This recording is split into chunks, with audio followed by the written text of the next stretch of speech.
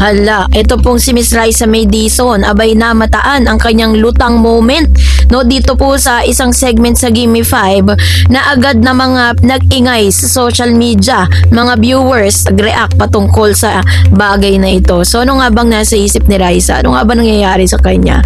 Ito nga bang isa sa mga rason no at epekto ng pagkawala ni Beam sa Itbulaga? Yan ang ating pag-uusapan maya-maya lang. Huli lang naman sa camera ang tila lutang o spacey moment ni Raisa May Dizon sa Give Me 5 segment ng Itbulaga at agad itong naging dahilan para mag-ingay ang mga netizen at viewers sa social media. Panoorin natin ang short video clip na ito. Let's watch this. Family meal and go! Rice. Ano nga bang nangyari sa segment habang mabilis ang facing ng larong Gimme 5? Kapansin-pansin ang panandali ang pagkatulala ni Raisa. Sa halip na ang karaniwang energetic at witty banter nito ay tila malayo ang kanyang isip sa set ang eksena na agad na clip at na-upload ng fans sa TikTok at Facebook. Ang netizens theory ayon sa online commentary, tila naninibago at napapaisip si Raisa dahil wala sa kanyang tabi ang kanyang regular live show partner na si Bimby Aquino.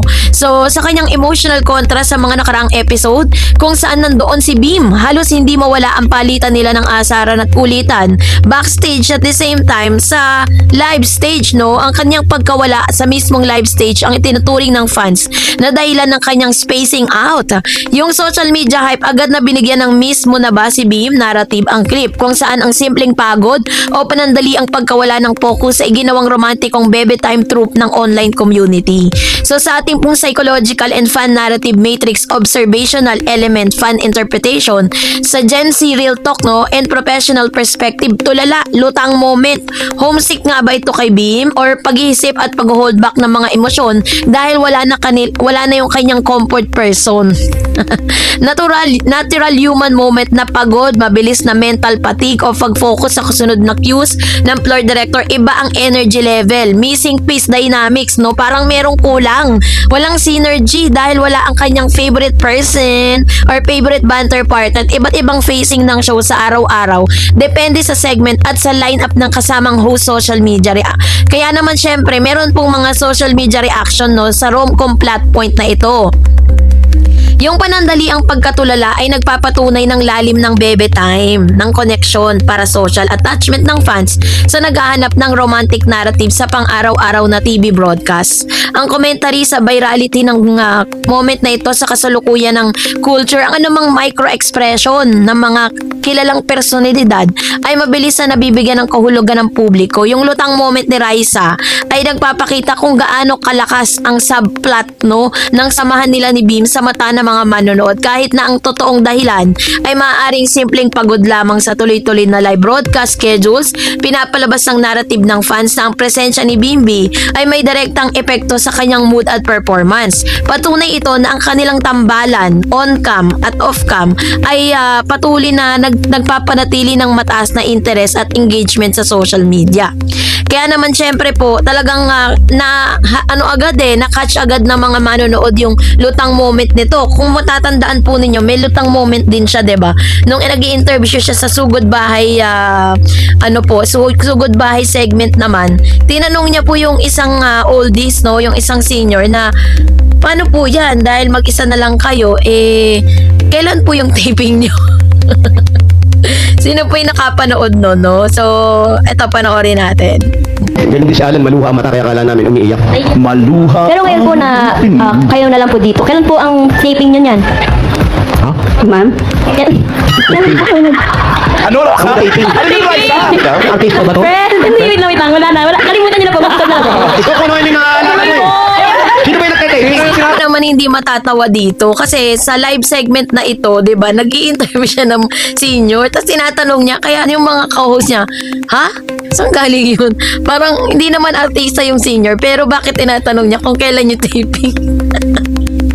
Feeling ko lang yung mga time na yun iniisip talaga niya yung usapan nila ni Beam. Kasi yung yung kaputukan talaga na Talagang meron siyang iniisip. May mga chances talaga na si Raisa, may ganong pagkakataon, ano.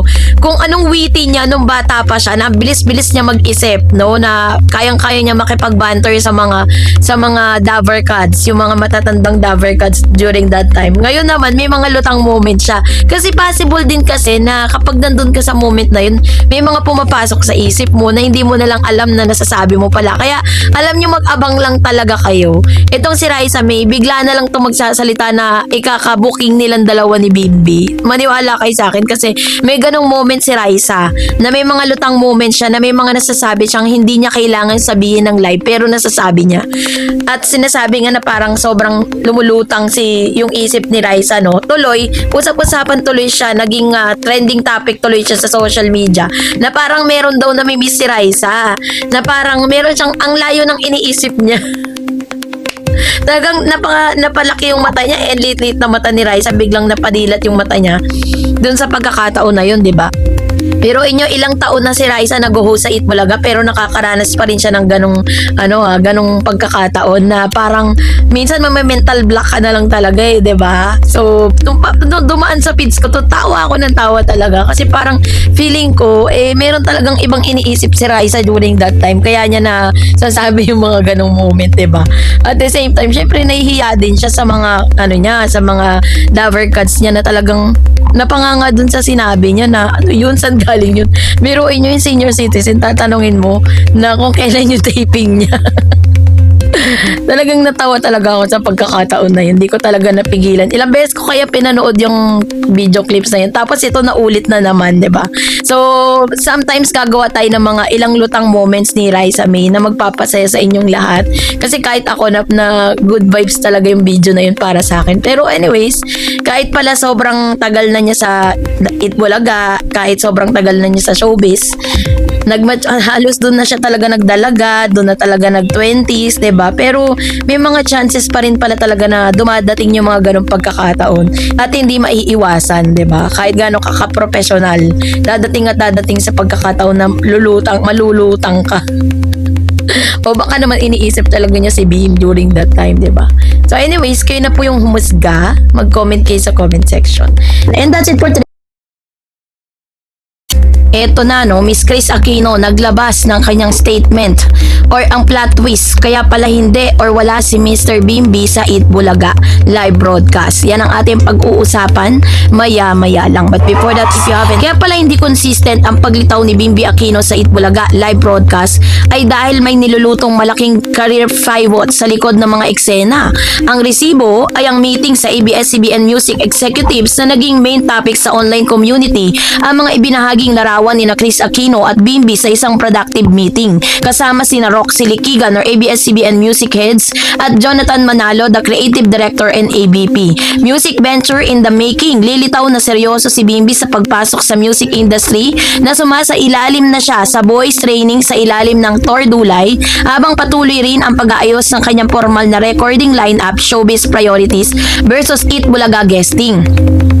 So dahil sa kanyang paghanda sa recording at training session, kinakailangan niyang hatiin ang kanyang oras sa pagitan ng mga pagpupulong sa music executives at sa kanyang mga bisita sa studio career pivot at attendance breakdown context pop culture. So dahil dito ay may mga pagkakataon na talagang busy pala talaga si Mr. Bimbi Aquino this week at and the other week, dahil nga naghahanda na siya para sa kanyang bukod po sa kanyang pag-aaral ay pinaghahandaan niya rin yung kanyang karera sa pagkanta, diba? So kung matatandaan ninyo, naihatid natin sa inyo yung balita na nakipag-meeting na nga sila sa ABS-CBN, Star Creatives and Cornerstone, no? At si Mr. Bimbi pala ay nag-undergo ng training voice lesson, no, para sa kanyang pagkanta. Kaya naman nagpapaliwanag sa kanyang mga schedule adjustment at limitadong airtime backstage appearances sa EB quality time over screen time, pumupunta pa rin sa venue para sa personal connection niya kay Raisa May, no, sa Daver Cats kahit walang camera assignment. Pinapatunayan na genuine ang kanyang effort sa pakikipag-banding off-cam, and verdict, hindi missing in action si Bim nang walang dahilan. Mayroong malaking proyekto na inihahanda para sa kanyang inaharap. Sa kabila nito, pinapakita ng kanilang patuloy na pagdalaw at pagdalaw kay Raisa May ay nananatiling prioridad niya ang kanyang mga personal na ugnayan sa kabila ng kanyang abalang schedule. Mula sa pampolitikong larangan hanggang sa pagiging mga pangunahing boses sa Philippine entertainment, ang pamilya Aquino ay may kakaibang evolusyon sa media. Kaya naman, narito yung ilan sa kanyang mga breakdown, no? Kanilang generation media presence. Number 1, yung kanyang politika and broadcast journalist. So si Ninoy Aquino po ay nagsimula bilang pambansang periodista ay youngest war correspondent sa Korea bago naging politiko. Okay. Ang kanyang mga talumpati at panayam ay naging simbolo ng political broadcast sa media sa ilalim ng martial law. Si Miss Cory Aquino, ang kanyang pag-akyat sa presidency noong 1986 People Power Revolution ay naging global media event na naglagay sa pangalan ng pamilya sa pampublikong kamalayan at international na balita. Yung henerasyon, the Queen of all media era, Kris Aquino pumasok sa showbiz noong 1990 via Pidod-Pida at nagtuloy-tuloy ang pagiging pinaka-renobradong talk show host na Star Talk, Today with Kris Aquino and the Buzz and Kris TV at game show icon na Game Ka Na Ba? And then si Kris ay nagtatag ng modern lifestyle talk at endorsement media sa bansa. Siya ang kauna-unang na-redefine ng celebrity branding kung saan ang kanyang personal na buhay ay naging bahagi ng pambansang entertainment narrative.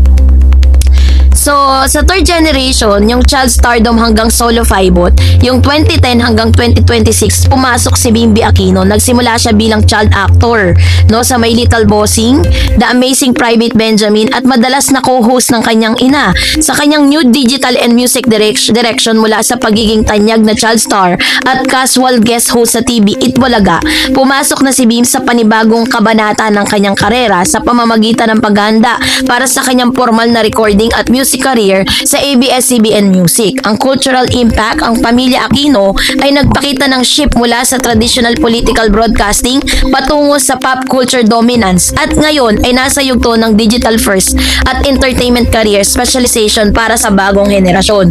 So ibig sabihin, totoo nga yung mga bali-balita na hindi naman po talaga totally nawala or aalisin or tatanggalin si Bim sa Itbulaga. May mga bagay lang siya na kailangan unahin, no, na hindi kinakaya ng kanyang schedule, na meron siyang mga schedule na dapat ay nasa Itbulaga siya pero may mga prior schedule na kailangang sundin. Kasi hindi pa naman natin masasabi talaga na regular na si Bim, no, dito po sa Itbulaga kasi wala pa pong formal na wala pang formal na parang statement ng Itbulaga patungkol sa tunay na estado ni Bim sa Itbulaga. So dahil po diyan, sa mga panahong ito, sinasabi ni Kris, pinakita niya sa kanyang Instagram post na si Bim po ay nagbo-voice lesson, nag-aaral at the same time is talagang pinagpopokusan niya yung yung kanyang pagkanta. Kasi ito po muna yung kanya, parang gusto kasi ni Kris one at a time.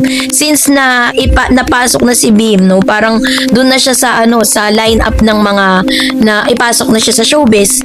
So I think, sabi nga ng kasabihan is strike while the iron is hot. Habang siya po ay talaga namang sobrang init yung pagtanggap ng mga tao sa kanya, this is the best time para maglabas siya ng kanyang first single solo na music, no? Katulad po na nangyari kay Miss Jillian Ward, diba? If you remember, nagte-trending po si Jillian na mga time na siya po ay parang nasi-ship dito kay sa anak ni Pacquiao, diba? Anak ni Pacquiao na boksingero, na anak niyang niya lang half na brother at half sister ng kanyang mga anak, 'di ba? And then pagkatapos po uminit yung usapin na yun, naglabas siya ng kanyang bagong solo na kanta. At ito po ay talagang nirelate niya sa usaping boxing. Ganon din yung ginagawa ngayon ni Mr. Bimbi. Strike while the iron is hot. Habang mainit pa yung pagtanggap sa kanya ng tao, habang sobrang gustong-gusto siya ng tao, magre-release po siya ng isang kanta na talaga namang magugustuhan ng lahat ng kanyang mga fan, diba? Kaya yun po yung isa sa mga pinatunayan dito ni Kris na hindi po inalis, hindi po umalis, at lalong hindi po siya nag-resign or hindi na siya mapapanood sa Itbulaga. But pinatunayan ni Kris na si Bim po ay kahit missing in action siya. Kaya naman huwag tayo masyadong mainip, dahil darating din ang pagkakataon na babalik siya. Hindi naman po ibig sabihin missing in action si Bim ay wala na siyang ginagawa.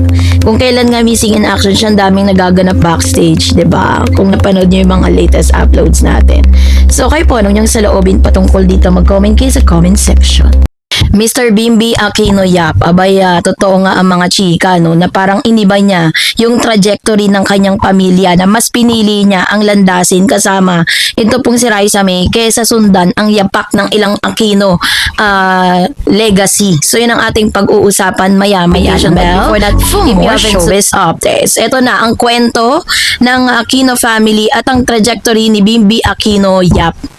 Isa sa pinaka-fascinating na public arc sa Philippine pop culture, maraming netizen ang nagtatanong, true ba na binago ni Bim ang kanyang destiny para sundan si Raisa May Dizon sa showbiz sa halip na pumasok sa politika?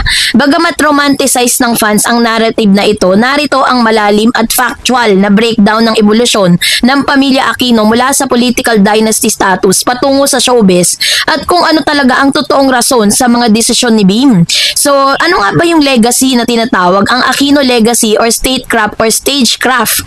Sa kasaysayan ng Pilipinas, ang pangalang Aquino ay synonym ng politika at pampublikong paglilingkod. So, yung political roots nila mula sa kanyang lolo na si Ninoy Aquino na isang senador at pambansang bayani at lola na si Cory Aquino, ang unang babaeng pangulo sa Pilipinas hanggang sa kanyang tiyuhin na si Noynoy Aquino o dating pangulo, nakaguhit na sana sa pamilya ang pagpasok sa pampublikong opisina. So nagkaroon ng game changer, no? Si Chris Aquino ang kauna-unang sumira sa tradisyonal na politician track ng pamilya. Pinili niyang pasukin ng showbiz noong late 80s at naging queen of all media. Dito na iba ang direksyon ng pamilya mula sa pambansang pamamahala patungo sa pambansang aliw. So dahil dito, si Bim naman po yung nagpatuloy doon po sa nasimulan ni Chris, no? Bimbi's choice, politika versus showbiz. Kahit na may natural na pressure expectation mula sa publiko na baka may magpatuloy ng political legacy ng kanilang pamilya, maagang ipinakitang mas nangingibabaw kay Bimbi ang kanyang interest sa media at entertainment. So sa kanilang political lineage na si Ninoy, Cory, si Pinoy, 'di ba? Sa kanilang modern entertainment music career, si Bimbi Aquino sa kanyang child stardom over public office. Bata pa lang si Bim, lumalabas na siya sa mga blockbuster movies at talk shows kasama ang kanyang ina. Ang kanyang kapaligiran ay hindi pulong ng mga politiko, 'di ba? Kundi mga camera, studio lights, script, personal passion, and ABS-CBN Music 5. Ang kanyang kamakailang paghahanda sa ilalim ng ABS-CBN Music para sa kanilang vocal training at recording career ay manilaw na patunay na ang kanyang mga hakbang sa showbiz ay sarili niyang kagustuhan at career goals. Hindi lang basta aksidente or pilit, no? Ang Raisa May factor or rom-com trope versus reality. Yung angle/narrative and fan social media theory, yung reality check. Iniwan niya, no, yung kanyang ang politika para kay Raisa. The ultimate romantic sacrifice, parang plot ng K-drama kung saan tinalikuran ang pamilyang may kapangyarihan para sa pag-ibig. Pure fan fiction. Si Bimbi ay maagang pumasok sa showbiz noong bata pa siya bago pa man siya makilala at maging kaibigan ni Raisa. Baby time and guesting sa Itbulaga, unspoken devotion. Ang pagpunta niya sa room ay patunay ng kanyang pag-uuna kay Raisa. Very authentic ang friendship and support. Organic at totoo ang closeness ng dalawa mula noong bata pa sila sa My Little Bossing at natural na sumusuporta si Bim sa kanilang mga kaibigan habang nag-a-adjust sa sarili niyang showbiz schedule. So ang verdict, hindi binago ni Bim ang kanyang destiny para sa isang tao lang, kundi pinalawak niya ang kanyang sariling landas hiwalay sa politika. Ang kanyang pagpili sa showbiz at musika ay ebolusyon ng kanyang pamilya na sinisimulan ng kanyang inang si Chris. Ang kanyang mga sundo at dalaw moments kay Raisa May Dizon ay hindi dahilan ng kanyang pag-aartista, kundi ito'y magandang bunga ng kanyang pananatili sa industriya. Isa itong tapat na pagkakaibigan na patuloy na nagpapakilig at nagpapasaya sa netizen. Bagamat parehas silang nanggaling sa isang sikat na angkan, magkaiba ang strategy at aura ni na Chris at Bimbi Aquino sa entertainment industry. So si Chris Aquino po ay tinaguri ang queen of all media. Ang kanyang branding ay nakatuos sa pagiging unfiltered, bold at ultra glamorous. Kilala siya sa kanyang iconic delivery, lifestyle supremacy at tapat na pagbabahagi ng kanyang personal at nabuhay sa telebisyon. Si Bimbi Aquino naman very soft-spoken, gent at modern Gen Z, mas grounded, calm at low-key ang kanyang pampublikong image. Kung si Chris ay maingay at controversial, si Bim naman ay nagtataglay ng soft boy green flag matatag, aesthetic, respetado, tahimik at may pinipiling maging chill sa tabi ng kanyang mga kaibigan at supporters. Kaya naman dun sa media platform strategy nila, si Chris, nakilala siya sa traditional TV and lifestyle dominance na naghari sa traditional broadcast channels ng ABS-CBN talk shows, game shows at Star Cinema blockbusters. Bago naging digital content creator, ang kanyang pangalan ay ginamit para magbenta ng pang-araw-araw na consumer products via commercials endorsement.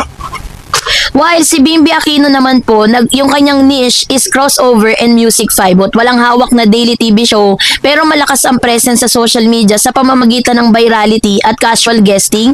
Ang kanyang career vibot sa ilalim ng ABS-CBN Music ay nagpapakita ng pagnanais na bubuo ng sarili niyang identity sa recording industry sa halip na sundan ang lifestyle talk show route ng ina.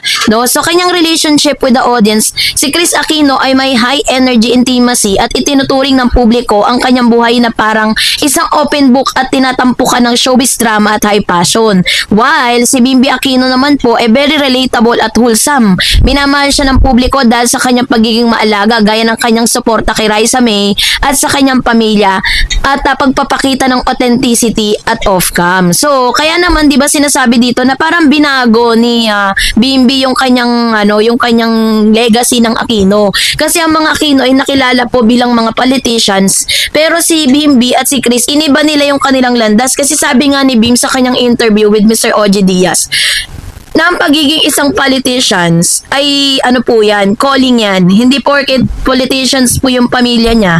Hindi porket mga talagang nasa posisyon yung mga pamilya ni Bim. Yun na po yung landas na kailangan niyang tahakin. Sabi niya, kung nararamdaman mong may calling ka for that, pwede mong i-push. Pero kung nararamdaman mo na ikaw talaga yung pang showbiz ang tatahakin mo, diba? Kasi parang iniba niya dahil sabi nga ni Chris Aquino, kapag nasa politics ka, kukunti lang yung kaibigan mo, diba?